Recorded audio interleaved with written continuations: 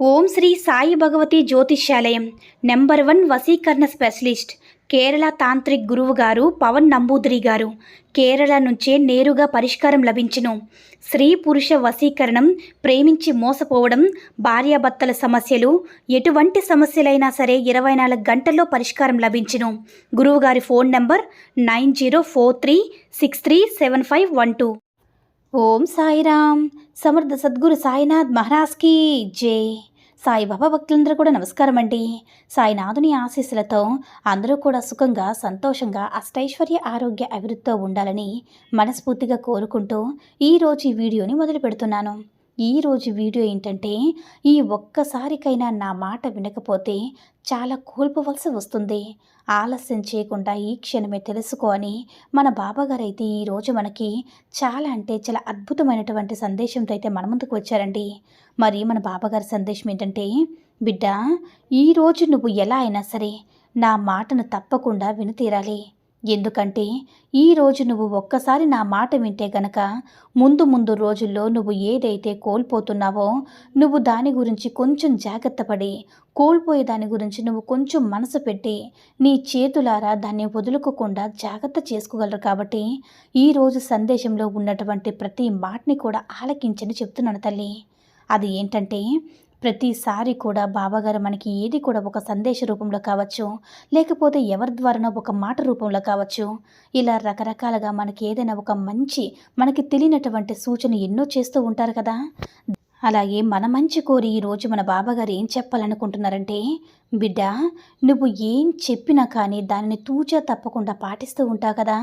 అయితే నీకు ఏదైనా సరే ఒక అవకాశాన్ని నేను ఇవ్వబోతున్నాను. అంటే ఆ అవకాశం నీకు ముందే చెప్తాను. నీకు ఈ విధంగా అవకాశాలు రాబోతున్నాయి అని. అది ఉద్యోగానికి సంబంధించింది కావచ్చు, నీ భవిష్యత్తుకు సంబంధించినటువంటి ఒక అవకాశం కావచ్చు, లేదా నీ బంధానికి, నీ జీవితంలో ఇదివరకు ఏదైనా కోల్పోయినటువంటి బంధం తిరిగి మళ్ళా నీ జీవితంలోకి స్వాగతించేటటువంటి అవకాశం కావచ్చు. ఇలా ఎన్నో రకాలుగా కొన్ని అవకాశాలని నేను నీ ముందుకు తీసుకురాబోతున్నానమ్మా. అయితే ఈరోజు అసలు నీకు ఏం చెప్పాలనుకుంటున్నా అంటే, సాక్షాత్తు ఈరోజు నీ మనసులో దేని గురించి అయితే బాధపడుతున్నావో, దేని గురించి అయితే ఆలోచిస్తున్నావో, దాని గురించి అన్నీ కూడా ఆలోచన పక్కన పెట్టు. ఎందుకంటే నువ్వు జీవితంలో అన్నీ కూడా కోల్పోతున్నావమ్మా. మరికొన్ని కోల్పోయేటటువంటి వస్తువులు, ఆ బంధాలు ఏంటంటే, వాటిని నువ్వు కోల్పోకుండా జాగ్రత్త పడాలనే దాని గురించి వివరించి చెప్తాను. నీవు ఈ మాటలు విన్న తర్వాత తప్పకుండా ధన్యవాదాలు బాబాని చెప్తావు. నీ జీవితంలో ఎలాంటి మంచి జరగడం లేదు బాబా, నాకే ఎందుకు ఇలా అవుతుందంటూ ఏడుస్తూ ఉన్నావు కదా, ఏడుస్తూ కూర్చున్నావు కదా. నీ కష్టమైనటువంటి జీవితాన్ని చూస్తూ కష్టతరమైనటువంటి జీవితాన్ని మార్చేసి సంతోషంగా, బ్రహ్మాండంగా, ఆనందంగా ఉండాలని, నీ జీవితాన్ని ఆ జీవితాన్ని ప్రసాదించని అనుకుంటూ ఉన్నావు కదా. అసలన్నీ నెరవేర్చినందుకు, నీకు కావాల్సింది అందించేందుకు నీ బాబా ఎప్పుడు కూడా సిద్ధంగానే ఉంటాడు బిడ్డ. ఇక నీ సంతోషమే నాకు కావాలి కదా, అది నీకు తెలుసు కదా. నేను ప్రతిరోజు కూడా ఏదో ఒక శుభవార్త, సూచనతో నీ ముందుకు తీసుకువస్తూ ఉంటాను. అది ఏ రూపంలో అయినా సరే కావచ్చు.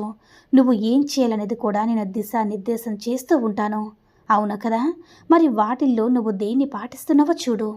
ఎన్ని రోజుల పాటు పాటిస్తున్నా సరే అది నీ మనసు గుర్తు చేసుకొని నువ్వు ఎప్పుడు కూడా ఈ యొక్క విషయాలు మాత్రం, కొన్ని విషయాలు నీకు అందించడంలో ఆలస్యం తప్పదు. నీకే కాదమ్మా, ఎవరికైనా సరే వారు చేసినటువంటి కర్మఫలితాల ఆధారంగా కావచ్చు, లేకపోతే వారు చేసినటువంటి పనుల ఆధారంగా కావచ్చు, లేదా వారి భవిష్యత్తుకు సంబంధించిన కొన్ని వాటిల్లో ఏదైనా సరే, ఏ ప్రమాదంలో అయినా సరే పడేటటువంటి అవకాశాలు ఉన్నప్పటికీ కూడా కొన్ని విషయాల్లో నేను ఆలస్యం చేస్తూ ఉంటాను. అది ఏదైనా సరే మీకు నచ్చినటువంటి విషయాన్ని బాబా ఎందుకు నాకు ఆలస్యం చేస్తున్నారో, ఇంకా నాకు తొందరగా చేరువ చేయొచ్చు కదా. అది బంధం కావచ్చు, అవకాశం కావచ్చు, ఏదైనా సరే అనుకున్న వెంటనే జరిగితే ఎంత బాగుందని చెప్పి ప్రతి మనిషి అనుకుంటాడమ్మా. కానీ నీ జీవితంలో నువ్వు కోరుకున్నటువంటి విషయాల్లో ఆలస్యం జరుగుతున్నది మాత్రం నీకు తెలియదు. దాంట్లో ఎప్పుడు కూడా నువ్వు నన్ను అర్థం చేసుకోలేకపోతున్నావో. నీకు ఒక అలవాటు ఉంది, ఏదైతే ఉందో ఆ విషయం చెప్తే నిజమో అబద్ధమో తెలుసుకోకుండా మాట వెంటనే అనేసి బాధపడుతూ ఉంటావు. అందుకే నీ గురించి నేను ఇంతలా చెప్తున్నాను. అదేంటంటే నీ బంధాన్ని ముందు ముందు రోజుల్లో కోల్పోయేటటువంటి అవకాశం కల్పిస్తుందంటే మాట జారితే తిరిగి తీసుకోవడం కష్టం కదా. కొంచెం కఠినంగా మాట్లాడడం అనేది నీకు ఉన్నటువంటి నీ బంధాలపై నువ్వు కోపం పెంచుకుంటావా? ఒక్కసారి ఆలోచించు. కఠినమైన మాటలు మాట్లాడడం వల్ల బంధాలు దూరం అయిపోతాయి కదా. అయితే నిన్ను చెడ్డవారిగా కూడా ఈ సమాజం మిగులుస్తుంది కాబట్టి నువ్వు కఠినమైన మాటలు మనసును తేలికమైనటువంటి మనసు కానీ మనసు మార్చుకునేటటువంటి అవకాశాన్ని నీకు నువ్వే కల్పించుకోవాలి. చూడు బిడ్డ, నీ బిడ్డ కావచ్చు, భర్త కావచ్చు, భార్య కావచ్చు, లేదా ఇంట్లో కుటుంబ సభ్యులు అర్థం చేసుకోవచ్చు. నీ దగ్గర లబ్ధి పొందాలనుకునే వారు ఎవరు కూడా ఉండరు. కొంతమంది మాత్రమే ఉంటారు బిడ్డ. వారు తియ్యనైనటువంటి కబుర్లు చెప్తూ నీతో ఏదో ఒక అవసరాన్ని ముగించుకొని పక్కకు వెళ్ళిపోతారు. కాబట్టి అటువంటి వారిని నువ్వు దూరం చేసుకోవచ్చు. అటువంటి వారిని నువ్వు నొప్పించి మాట్లాడినా సరే దూరం చేసుకోవడంలో తప్పు లేదమ్మా. కానీ ప్రతి ఒక్క బంధం కూడా అంటే కొన్ని బంధాలు నమ్ముకొని నీతో తప్ప మరి ఎవరితో కూడా ఉండలేమని చెప్పి అనుకున్నటువంటి బంధాలకి నువ్వు దూరం చేసుకుంటున్నా కూడా చాలా కఠినంగా వారు ప్రవర్తిస్తున్నా సరే దూరం పెట్టేసినా సరే నువ్వు ఇంకా దగ్గర వాళ్ళని వారితోనే ఉండాలని చూడు. వారిని నువ్వు కొంచెం అలవాటు చేసుకో, అర్థం చేసుకో తల్లి. నీ చుట్టూ ఉన్నవారిని ఈ సమాజం కూడా అర్థం చేసుకోగలగాలి కదా. నీకు విపరీతమైనటువంటి కోపం నుంచి బయటికి రావాలి. కొంచెం కఠినంగా మాట్లాడకుండా అందరికీ కూడా ఆదర్శంగా తీసుకునేలాగా నీ మనసు ఉండాలి. నువ్వు చాలా చెడ్డదానివమ్మా అనే ముద్రను కొంతమంది వేయబోతున్నారు కాబట్టి నీ బంధాలను దూరం చేసుకోబోతున్నారు. ఇవన్నీ కూడా నువ్వు జాగ్రత్త చేసుకోవాలి తల్లి. ఇది నీ జీవితం. నీ జీవితాన్ని ఎవరో వచ్చి కాలదనితే నువ్వు చూస్తూ ఊరుకుంటావా? కాబట్టి నీ మనస్తత్వం ఏమిటనేది నీ బంధాలకి బాగా తెలుసు. నీ మనస్తత్వం ఎలా ఉంటుందనేది కేవలం నీ కుటుంబ సభ్యులకు తెలుసు కాబట్టి అటువంటి వారి పట్ల నీ యొక్క కఠినమైనటువంటి మాటలు వాటిని అలాగే వారి ప్రేమలో నీ నుంచి దూరం చేసుకోకూడదు. వారి కోసం ఎంతగా ఆలోచిస్తారో అలాగే నువ్వు బయటకు వెళితే ఎప్పుడు వస్తారో ఎప్పుడు ఏ విధంగా ఉన్నారని నీ గురించి ఆలోచించేవారు ఎవరున్నారు చెప్పు? నీ కుటుంబ సభ్యులకు అటువంటి వారితో ఎందుకు నువ్వు అంత కఠినంగా మాట్లాడాలి చెప్పు? బయట వారితో సంతోషంగా మాట్లాడినా ఇంట్లో వారితో అంత కఠినంగా మాట్లాడితే వారి మనసు నొప్పించవద్దమ్మా. కాబట్టి వారితో సంతోషంగా ఉండడమే నీ జీవితం. వారు సంతోషపరచకపోతే ఇక నువ్వు జీవితంలో ఏ సాధించినా కూడా నీకు వ్యర్థమే కదా.